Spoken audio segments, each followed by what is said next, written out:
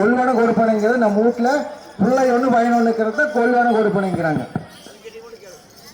அப்போ எங்க ஆத்தாளுக்கு 8 பசங்க. பேர் எப்படி தெரியுங்களா வச்சிருக்குது? சும்மா வரலாறா வச்சிருக்கு. 8ஆவதா பிறந்தங்காட்டி கிட்சாமின்னு பேர் வச்சது. 6ஆவதா பிறந்தங்காட்டி ஆச்சாமின்னு பேர் வச்சது. அந்த ரங்கநாத ஞாபகார்த்தமா ரங்கசாமின்னு பேர் வச்சது. எங்க பாட்ட ஞாபகார்த்தமா கற்பரன் பேர் வச்சது. அமாவாசையில் வரங்காட்டி எங்க அப்பா அம்மாஸ்குட்டின்னு பேர் வச்சாங்க.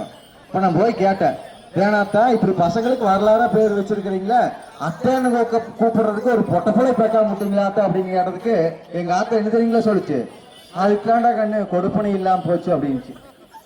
இன்னைக்கு என்ன பண்றோமுங்க, ஒன்னே ஒண்ணு பெற்றுக்கிறோம். அது இடுப்புட்டு இறக்கி விடுறது கிடையாது.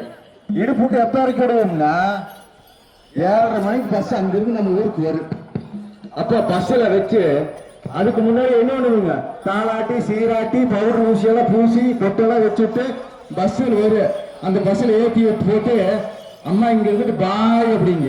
அப்பதான் அந்த புள்ள அம்மா ஆய் அப்படிங்க. ஆய் போறதுக்கும் வர்றது கிடையாது. அப்போ படிப்பு தேவைதான், ஆனா அதோட பண்பாடும் கலாச்சாரம் வேணும்.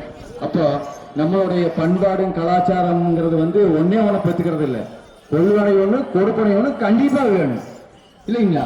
அன்னைக்கெல்லாம் எத்தனை பெற்றுட்டாங்க சொன்ன இல்லைங்களா? அந்த மாதிரி இனி வரக்கூடிய காலகட்டங்களை கண்டிப்பா கொள்வனை கொடுப்பனை கண்டிப்பா இருக்கும்னு சொல்லி அந்த பழனிமலை ஆண்டவனையும் பச்சை மலை முருகனையும் பாவமலை முருகனையும் இந்த கலரில் அழைச்சு இதோ உங்களுக்கான